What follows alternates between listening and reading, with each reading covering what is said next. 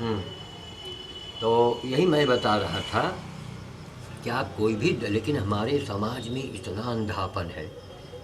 आज अगर मानवता के मंत्र को लोग जपें, मानवता को महत्व दें, तो पूरी दुनिया में सारे मारकाट समाप्त हो जाए। लेकिन हमारे यहाँ की पता है क्या रूढ़वादिता है, क्या उनको शिक्षा दी गई है। हमारे ज्ञानी ध्यानियों ने और बड़े बड़े लोगों ने यही शिक्षा दिया है कि ये करने से पाप, 7 जन्म के पाप धुल जाते हैं, पाप कट जाते हैं, यज्ञ करने से ये हो जाता है। अरे बाबा, ये जब लिखी गई थी ना, वो कौन सा युग था, उस युग की आज आप बात कर रहे हैं। 1 रुपए की 1 सेर घी बिकती थी, आज उस युग की आज आप बात करें किसी दुकानदार से, दुकानदार आपको पागल कहेगा कि आदमी के दिमाग ख़राब हो गया। 1 रुपए सेर घी, कहता है 10 में हमको दे दो, हमको 20 में दे दो, कोई नहीं देगा। लिहाजा युग के हिसाब से आदमी को चलना चाहिए। इतना दूषित समाज है आज का, दूषित युग हो गया है कि आज इंसान इंसान नहीं रह गया, इंसान इंसान रही नहीं गया। 1% आज इंसान बचा है और उसको ये अंधा समाज पागल कहता है। जो ईमानदारी के राह पर चल रहा है कि पागल है, उसको लोग हानि पहुंचाते हैं, उसका नुकसान भी करते हैं। लेकिन वो मूर्ख भूल जाते हैं कि हर सच्चा व्यक्ति ईश्वर का प्रिय होता है, ईश्वर के वो करीब होता है, जैसे बच्चे हैं ईश्वर के करीब होते हैं। तो इसी प्रकार से आज मानवता का व्यापक रूप से अगर प्रचार प्रसार किया जाए तो सारी दुनिया की सारी जितनी मार काट है ये समाप्त हो जाए। ये तो हो गई देश दुनिया की बात। हर घर में आपको दुर्योधन मिलेगा, हर घर में दुर्योधन बैठा हुआ है, धृतराष्ट्र बैठे हुए हैं। ऐसे गंदे माहौल, आओ सब जाने दीजिए। आज कोई अपने बारे में सच्ची बात सुनना ही नहीं पसंद करता। आपने किसी के बारे में अगर सच बोल दिया तो आपका जानी दुश्मन बन गया। जिस जमाने में, जिस युग में सच्ची बात को लोग न सुनना पसंद करते हो, क्योंकि सच्ची बात ईश्वर की बात है, सत्य ही ईश्वर है और ईश्वर ही सत्य है। तो जब आपको ईश्वर से इतनी एलर्जी है आप सच्ची बात नहीं सुनना पसंद करते कोई भी व्यक्ति से कि उसके बारे में आप सच बोल दीजिए, आफत मच जाएगी। उस युग में आप भगवान की बात करते हैं, पूजा पाठ की बात करते हैं। पूजा से आपका काम बनेगा?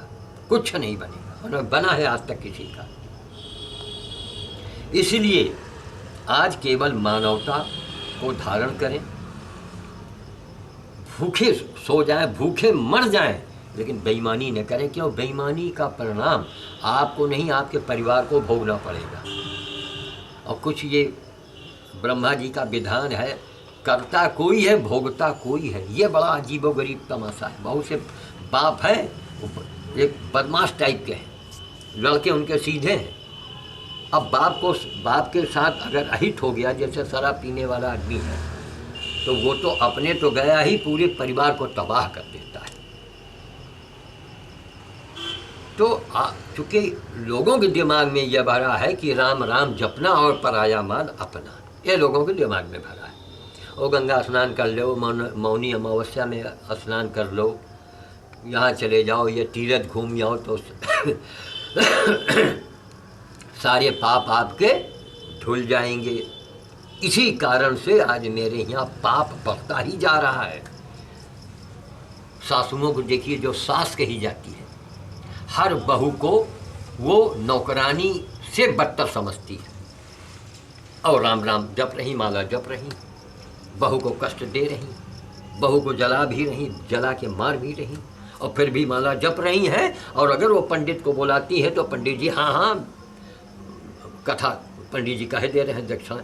ये आज तक किसी पंडित ने ये नहीं पूछा, ये नहीं पता लगाया कि इसके घर इसका नेचर क्या है। ये अपने सास, अपने बहुओं के साथ या पट्टीदारों के साथ ये क्या व्यवहार करती है, कभी नहीं पंडित जी पूछेंगे। इसीलिए पंडित जी भी दरिद्र हैं, उनको कथे बाँसते बीत रहा है, कभी आगे वो बढ़े नहीं पा रहे हैं। उनको पता लगाना चाहिए कि ये औरत भली है या बुरी है, अगर मालूम हो जाए और देखें दुष्ट महिला है तो हाथ जोड़ दें कि नहीं माता जी, हम आपके यहाँ कथा उथा कहने नहीं आएंगे, हम आपके यहाँ जल नहीं पिएंगे, ये भावना होनी चाहिए। लेकिन ना, आप 2 मर्डर करके आइए, बड़े बड़े हत्या करके आइए, पंडित जी को तगड़ा दक्षिणा दीजिए, देखिए कैसा पंडित जी आपको आशीर्वाद दे रहे हैं। यही अंधापन है हमारे समाज का, सबसे बड़ा अंधापन है। इसलिए आज पूजा पाठ जितने हैं इनको तो आप अलमारी में बंद कर दो, और केवल आपके अंदर की जो बुराई है उसको आप दूर करें। आपके अंदर की बुराई आप स्वयं नहीं समझ पाएंगे। अगर मनुष्य अपने पापों को समझ ले, देख ले, तो पाप ही न करे। किसी मनुष्य को अपना पाप नहीं दिखता, दूसरे का दिखता है, अपना पाप उन कभी नहीं देखता, वरना कोई पाप न करे।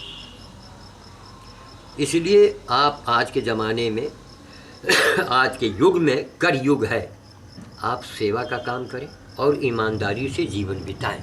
देखिए धीरे धीरे आपके यहाँ तरक्की होगी, आपके बच्चे सुखी होंगे, आपके बच्चे अच्छे नंबर लाएंगे, आपके बच्चे नौकरी के लिए जाएंगे तो नौकरी मिलने में उनको दिक्कत नहीं होगी। कठिनाई पहले आएगी, भगवान बड़ी परीक्षा लेता है, लेकिन रिजल्ट अच्छा जाएगा। और अगर आपका गलत पैसा है, गलत व्यवहार है, आप लोगों को तकलीफ़ दे रहे हैं, आपके अंदर बेईमानी है, गंदगी है, तो लाइए कागज़ कलम लाइए, मैं लिख के दूंगा कि आपका पाप आपके बेटे को भोगना पड़ेगा। आपका बेटा कभी तरक्की नहीं कर पाएगा। और अगर बेटा किसी तरह से थोड़ा तरक्की कर गया तो फिर आपका जो नाती होगा वो फिर निकम्मा हो जाएगा। सजा तो मिलना है। क्या कारण है कि आज भी आदमी को खींच रहा है? रिक्शे पर सेठ जी बैठे हैं, रिक्शा वाला खींच रहा है गर्मी में। आदमी तो दोनों, एक डायरेक्टर एसी में बैठे हैं, वहीं एक आदमी झाड़ू लगा रहा है। वो सब अपने अपने कर्मों का फल भोग रहे हैं, उसी लिए भगवान ने उनको वहाँ भेजा। अगर ये भगवान ने गरीब क्यों बनाया? अगर भगवान आदमी को गरीब न बनाते तो जितनी बिल्डिंगें बनी हैं ये मजदूरों से ही बनी है, कारीगर मजदूरों ने बनाया है। अगर गरीब न होता तो कोई आपकी मजदूरी न करता, जब मजदूरी न करता तो आपके महल कभी न बनते। ये ईश्वर की रचना है। इसलिए ईमानदारी से जीवन यापन कीजिए, अपना जीवन बिताइए ईमानदारी से, और हो सके तो परमार्थ कीजिए, पर सेवा कीजिए, निस्वार्थ सेवा कीजिए। देखिए आपके साथ चमत्कार होता है कि नहीं होता है। लेकिन वो हमारी बात नहीं समझ में आई। ये क्यों? घर की मुर्गी साग बराबर, घर का जोगी जोगड़ा, आन गाँव का सिद्ध। वो लंबी चौड़ी बातें, वो मंत्र मारो, बगला मुखी मंत्र है, अरे दुनिया का नाटक। लाल कपड़ा लाओ, सोमवार को चले जाओ, शनिवार को ले आओ, दूब ले आओ, छड़ी लाओ, लाल चंदन लाओ, अनार की कलम लाओ, मोर का पंख लाओ, सब नाटक है। कभी रहा होगा, जब रहा होगा तब रहा होगा। अब जब शेर भर का 1 रुपए का 1 किलो एक शेर, उस समय शेर था, घी बिकता था, तो आज उसकी हम बात क्यों करें?